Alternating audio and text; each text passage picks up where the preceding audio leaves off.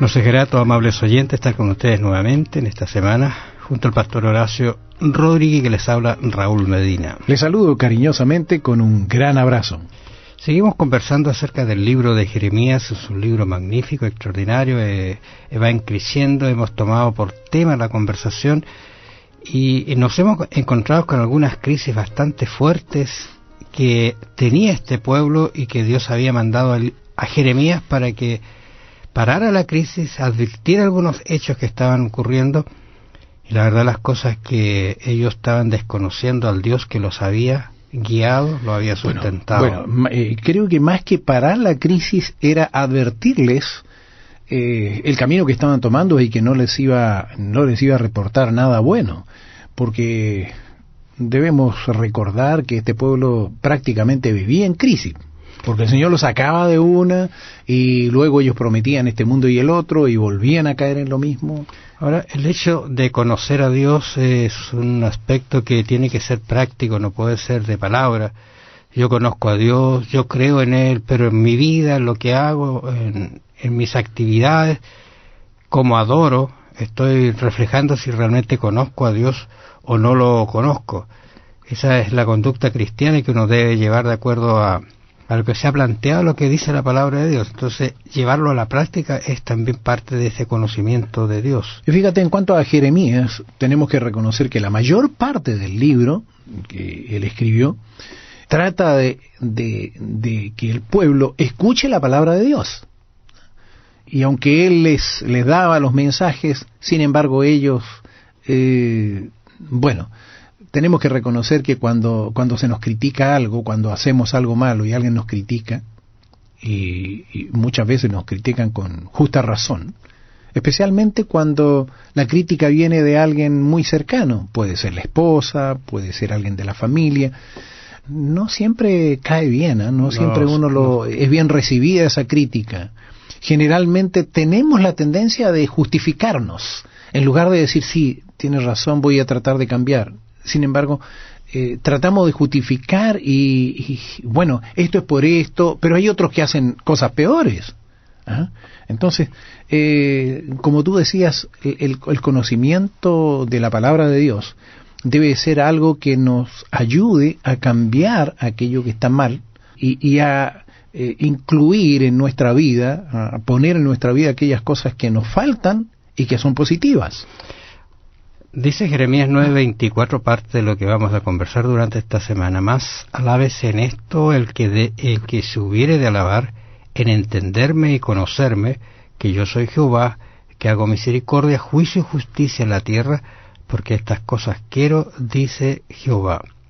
Aquí hay varias palabras que quizás sería bueno que usted en su hogar las analizara, porque de improviso uno puede decir, yo soy de esta religión, yo soy así, y esto Israel decía, yo soy del pueblo escogido de Dios, y se alababan por eso, ¿no es cierto? Y decían, Dios no puede hacer esto, Dios no puede llevarnos al cautiverio, Dios no puede destruir nuestra ciudad, etcétera, etcétera.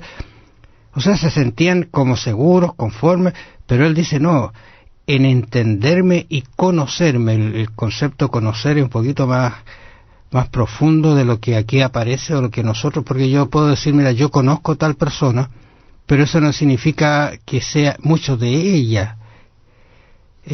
La conozco así de vista, casi claro, siempre uno usa esa generalmente, terminología. Fíjate, creo que donde se nota más claramente es cuando uno dice, ¿conoces tal ciudad? Sí, la conozco. Y uno ha pasado por ahí. Ha pasado por ahí.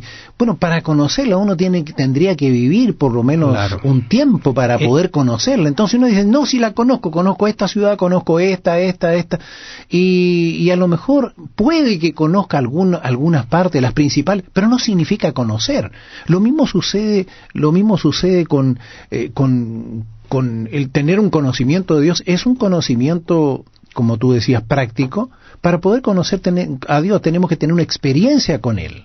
Tenemos que saber que Dios es un Dios misericordioso, pero por experiencia. Nosotros podemos tener la teoría y tener mucha teoría. Yo puedo conocerme la Biblia de memoria, pero si no practico nada de ella, ¿de qué sirve? Claro, por ejemplo, las expresiones que aparecen acá, dice, bueno, en entenderme y conocerme, ya eso nos comienza a aclarar un concepto, pero que hago misericordia, correcto, extraordinario, de eso es un Dios misericordioso, pero también juicio y justicia. Eso significa que Dios no solamente es misericordia, sino que va a ir más allá, que va a ir a hacer juicio, va a hacer justicia de acuerdo al comportamiento establecido y que se conoce. O sea, conocer a Dios, como le dice la Biblia, ¿no es cierto?, tiene también, es una responsabilidad nuestra. Ellos conocían realmente a Dios. Dios había manifestado de una manera extraordinaria con ellos, así que no era un pueblo que podía decir, no conozco a Dios, no sé cómo es Dios, no. Para ellos era muy bien conocido Dios. Ahora, este concepto de conocer a Dios nos lleva a pensar de que si tenemos que alabarle, le vamos a alabar, y como dice especialmente en los textos que acabamos de leer, comenzando desde el 23, dice, así dice Jehová, no se alabe el sabio en su sabiduría, ni en su valentía se alabe el valiente, ni el rico se alabe en sus riquezas.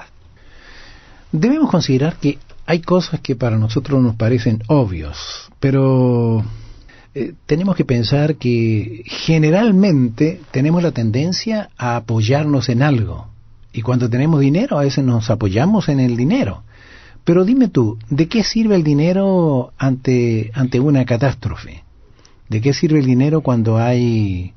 Bueno, puede decirse, el dinero sirve después para la reconstrucción, pero en el momento, tú estás en un terremoto y tú ahí ves no que lo único que a quien puedes acudir es a Dios. No tienes absolutamente nada a que tú puedes echar mano. Entonces, tenemos que considerar de que Dios es el único que nos da seguridad. Y Dios es el que nos provee todo, además. Ahora, esta sabiduría humana, este conocimiento, porque hay personas que uno perfectamente son buenos estadistas, son buenos economistas, tienen dinero, tienen posiciones, tienen riqueza, son valientes, enfrentan la vida con altruismo, ¿no es cierto? Pero, de todas maneras, esta sabiduría humana es, de alguna manera, necedad, es parcial, es insegura. Entonces Dios hace la advertencia porque esto que nosotros a veces nos tomamos es lo más fácil de caer, de destruir. Como tú decías recién, viene una inundación, por ejemplo, un terremoto, un incendio, y uno queda sin nada. ¿Y ahora qué? Bueno, no estamos... Se piensa la reconstrucción y todo eso. Claro, pero... En el momento. Hay cosas que nunca más se logran recuperar, pero en Dios sí podemos ser angustiados, ser terriblemente perseguidos, pero en Dios tenemos esperanza de salvación y tranquilidad. Bueno, amables oyentes, agradecemos este día por su atención.